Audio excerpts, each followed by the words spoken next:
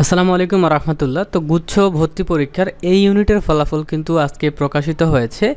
তো সেই ফলাফলটি কিভাবে চেক করবেন আজকের ভিডিওতে ওইটাই দেখাবো। তো ফলাফল চেক করার জন্য গুগল ক্রোম ব্রাউজারে আসবেন, আসার পর এখানে সার্চ করতে হবে জিএসটি অ্যাডমিশন।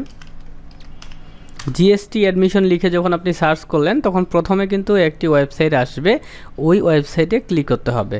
তো দেখেন এখানে ক্লিক করলাম, আমি ক্লিক করার পর দেখতে পাচ্ছেন এইখানে হচ্ছে আপনাদের জিএসটির অ্যাডমিশন সিস্টেম ওয়েবসাইটটি খুলে গেল। তো এইখান থেকে আমাদেরকে ফলাফল দেখার জন্য এই যে দেখতে পাচ্ছেন স্টুডেন্ট লগ ইনে ক্লিক করতে হবে।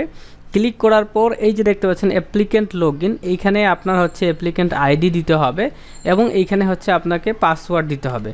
ঠিক আছে, তো অ্যাপ্লিকেন্ট আইডি পাসওয়ার্ড দিয়ে যখন আপনি লগ ইন করবেন তখন কিন্তু হচ্ছে আপনাকে রেজাল্টটি কিন্তু শো করবে। তো আমার কাছে যেহেতু কোনো অ্যাপ্লিকেন্ট আইডি পাসওয়ার্ড নেই, তো কারো রেজাল্ট আমি দেখে দিতে পারবো না। তো স্ক্রিনে দেখতে পাচ্ছেন এটা হচ্ছে আমার হোয়াটসঅ্যাপ নাম্বার। তো এই নাম্বারে আপনারা যদি আপনাদের ফলাফল দেখতে চান তাহলে অ্যাপ্লিকেন্ট আইডি এবং পাসওয়ার্ডটি দিয়ে সহায়তা করবেন, তাহলে হচ্ছে আমি আপনাদেরকে ফলাফলটি জানিয়ে দিব। ওকে, তো প্রথম কথা হচ্ছে যে সংবাদ সম্মেলনের মাধ্যমে আমরা জানতে পেরেছি যে 50,760 জনকে উত্তীর্ণ করা হয়েছে। ঠিক আছে, তো এই ওয়েবসাইটে কিন্তু ফলাফলটি প্রকাশ করা হবে রাত 11:59 আজকে রাত 11:59। তো আপনারা যতই চেষ্টা করেন আপনারা কিন্তু রাত 11:59 আগে ওয়েবসাইটে ফলাফলটি দেখতে পারবেন না।